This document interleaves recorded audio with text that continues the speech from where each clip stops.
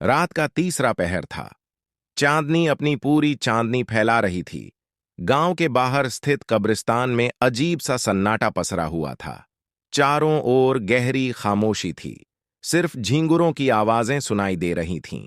विक्रम, गांव का निडर लड़का, अपने दोस्तों के साथ एक कहानी सुनाने में मशगूल था। अचानक उसे एक अनजान और डरावनी आवाज सुनाई दी। आवाज आई कब्रिस्तान की दिशा से।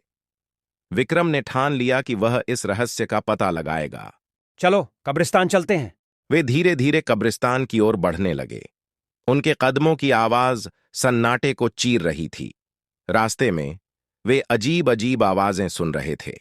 जैसे ही वे कब्रिस्तान के पास पहुंचे, उन्हें लगा कि कोई उनका पीछा कर रहा है। वे रुके और पीछे मुड़कर देखा, लेकिन वहां कोई नहीं था। कब्रिस्तान का दरवाजा खोलते ही उन्हें एक ठंडी हवा का झोंका महसूस हुआ। अंदर घुसते ही उन्हें एक पुराना मकबरा दिखाई दिया। मकबरे के पास जाते ही विक्रम को एक पुरानी डायरी मिली। डायरी के पन्नों पर खून से लिखे शब्द थे, मुझे बचाओ। ये क्या है? विक्रम ने हैरान होकर कहा। किसने लिखा है ये? अचानक डायरी अपने आप खुलने लगी। पन्नों में से एक पुरानी तस्वीर गिरी, जिसमें एक आदमी और औरत थे।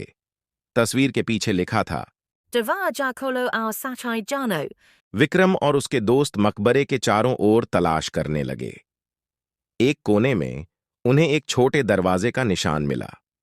विक्रम ने दरवाजा खोलने की कोशिश की, लेकिन वह नहीं खुला। तभी उसने देखा कि दरवाजे के पास एक पुरानी चाबी रखी हुई थी। चाबी से दरवाजा खुल गया। अंदर अंधेरा था, लेकिन विक्रम के पास एक टॉर्च थी। जैसे ही उन्होंने टॉर्च जलाया, एक सीढ़ी दिखाई दी जो नीचे की ओर जा रही थी। हमें यहां से जाना होगा। विक्रम ने कहा। शायद यही वह जगह है जहां सच्चाई छिपी है। सीढ़ियों से नीचे उतरते हुए वे एक बड़े कक्ष में पहुंचे। कक्ष के बीचों बीच एक पत्थर की मेज थी, जिस पर एक पुरानी किताब रखी हुई थी। किताब के पन्ने पलटते ही एक अजीब सी रोशनी चारों ओर फैल गई। तभी उन्हें लगा कि कक्ष की दीवारें हिल रही हैं। एक गुप्त दरवाजा खुला और एक बूढ़ा आदमी बाहर आया। तुम्हें यहां नहीं आना चाहिए था। बूढ़ा आदमी बोला। उसकी आंखें चमक रही थीं। यहां एक बहुत बड़ा रहस्य छिपा है। विक्रम ने हिम्मत जुटाई और बूढ़े आदमी से पूछा, ये सब क्या है? और ये डायरी में लिखा मुझे बचाओ क्या मतलब है? बूढ़ा आदमी थोड़ी देर चुप रहा, फिर उसने कहा, वर्षों पहले इस गांव में एक बहुत ही अमीर और शक्तिशाली परिवार रहता था। उस परिवार के मुखिया ने एक गुप्त शक्ति का पता लगाया था, जिसे पाने के लिए उन्होंने बहुत से निर्दोष लोगों की जान ले ली। वह शक्ति इस मकबरे के नीचे छिपी है और तुम लोग उसी शक्ति को जगा चुके हो। अब इसे रोकना तुम्हारे हाथ में है। विक्रम और उसके दोस्तों ने बूढ़े आदमी की बात मानी और उस शक्ति को रोकने का उपाय पूछा। बूढ़ा आदमी उन्हें एक मंत्र बताता है और कहता है कि इस मंत्र को सही तरीके से पढ़ने से ही शक्ति को रोका जा सकता है।